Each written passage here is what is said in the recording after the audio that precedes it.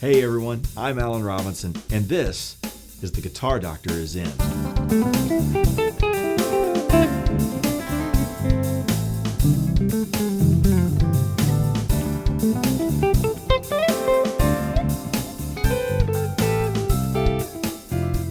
Welcome to episode 2 of The Guitar Doctor is In. In this episode, I'm going to discuss substitute pentatonics. So you might be asking yourself, well, what exactly is a substitute pentatonic? Well, it's just taking a pentatonic scale that is still the same scale that you always know, but using it over a chord that you wouldn't typically associate it with. What? So maybe you're a rock guitarist or a country guitarist or pop guitarist, whatever, or maybe you're new to the guitar as far as improvisation goes, and you're wanting to expand your vocabulary and your knowledge. Maybe you're getting ready to audition for a college and you need to prepare to play some jazz tunes or at least play changes, and you really don't know how to approach them. And you always ask that all-important question. Have you ever had a dream that you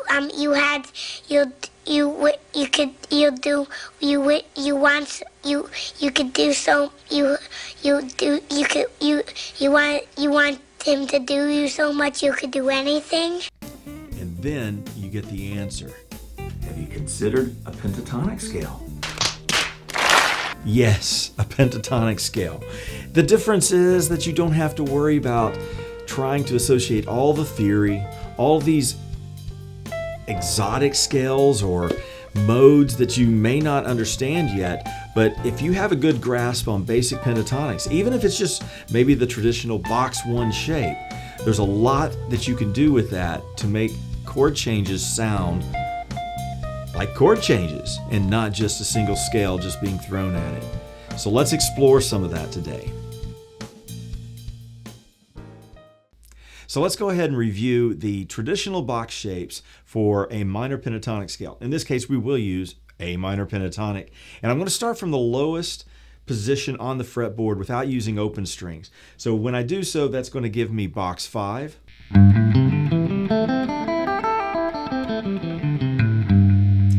Box 1, and this is box 1 because we are starting from the root of that scale.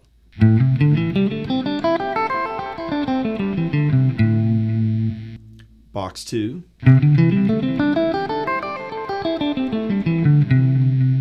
box 3,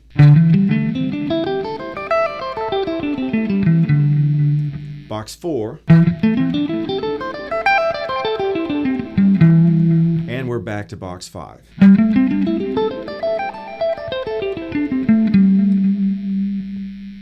So substitute pentatonics is simply taking the same shapes that we just did with the traditional boxes, but using a different root for the scale in reference to the chord.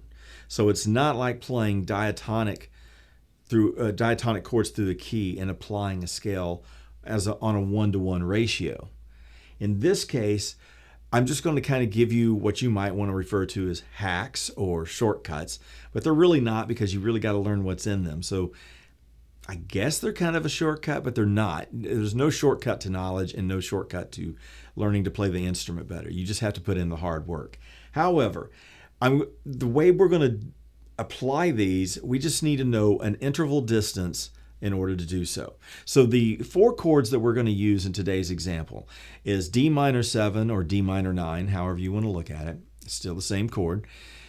D minor 7, G7 altered, C major 7 with a sharp 11, and A7 altered. So basically what we're setting up is a 2, 5, 1, 5 of 2 chord progression, and these altered chords that I've thrown in are going to make the difference. So here's the hacks.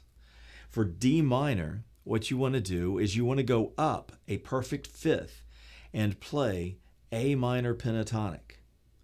For G7 altered, you're going to go up a minor third, which would be the note B flat, and play a minor pentatonic from B flat. For C major 7 sharp 11, you're going to go up, well, you could say a seventh, but it's probably easier to think down a half step to B, the seventh of the chord, and play B minor pentatonic. And then for A7 altered, because it's the same kind of chord as the G7, same process. Simply go up a minor third, in this case C, and play minor pentatonic. And this is going to give you all of these colorful notes that we'll go and listen to right now.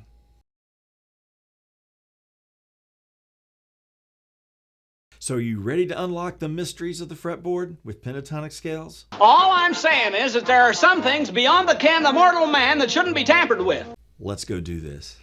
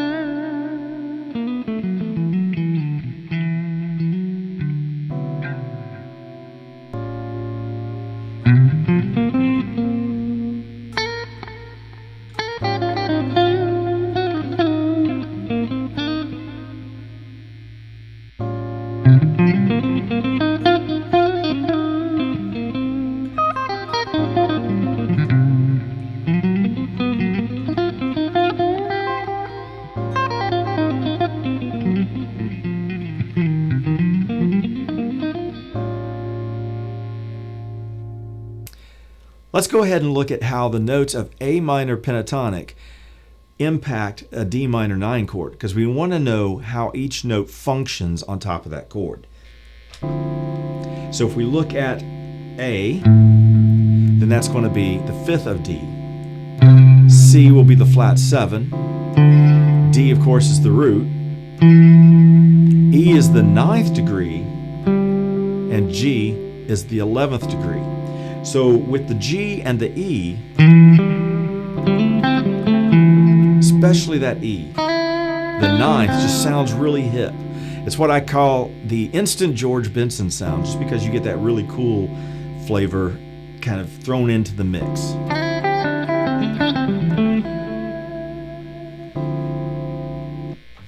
Now let's listen to what B flat minor pentatonic sounds like over top of G7 altered. Now with that G7 altered, this is going to be one of those cases where your ear may not be accustomed to the alterations that are being applied to the chord, such as the flat 9, the sharp 9, the flat 5, and the sharp 5. So you might consider it a little bit dissonant and not sounding so good.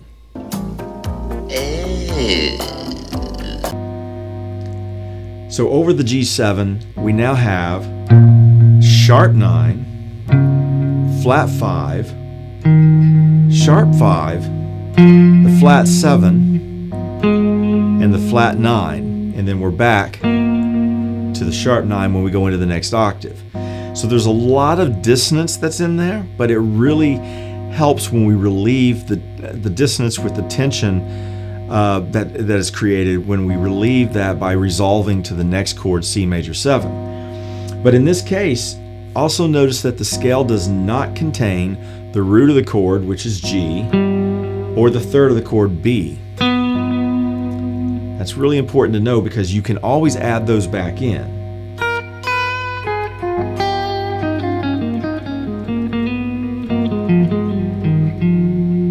All you got to do is work them around that pentatonic scale that you're already using. All right, let's look at the notes of the B minor pentatonic superimposed over top of C major 7, sharp 11. So I'm using sharp 11 because it's a very important note to match up with the B minor pentatonic. here's what we get when we have that scale layered over top of the C major 7.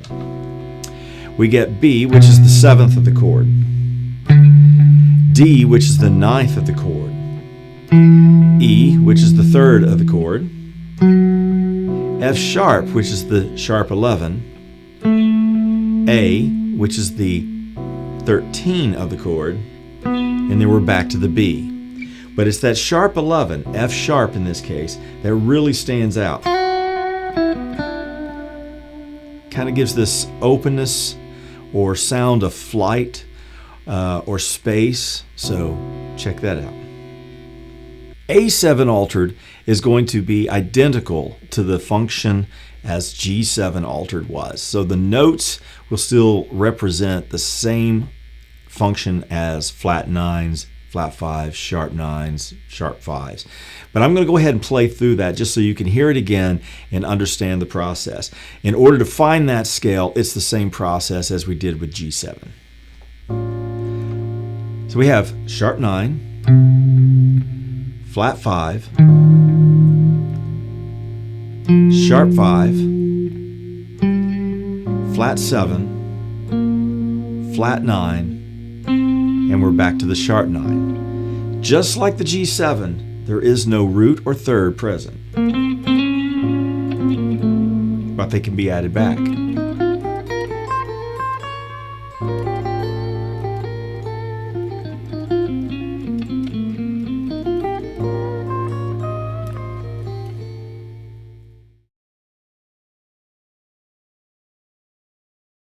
So now that we have listened to how these scales sound superimposed over top of the chords and what the notes within the scales are functioning as on top of these chords, let's put them into some music. So I have created 5 different licks that I've posted, and you can download these from my website and you can try to play along with them. But here's what I want you to notice out of these licks. One, they're very symmetrical, and they're going to move chromatically through those 4 pentatonic scales ascending up the neck. What's important to take away from that is you could use any of the 5 box shapes and create licks, and those licks can connect chromatically through those 5 shapes because they're sequential and they're symmetrical. So it's kind of an easy way to allow yourself to get new sounds using a familiar device to travel on the fretboard.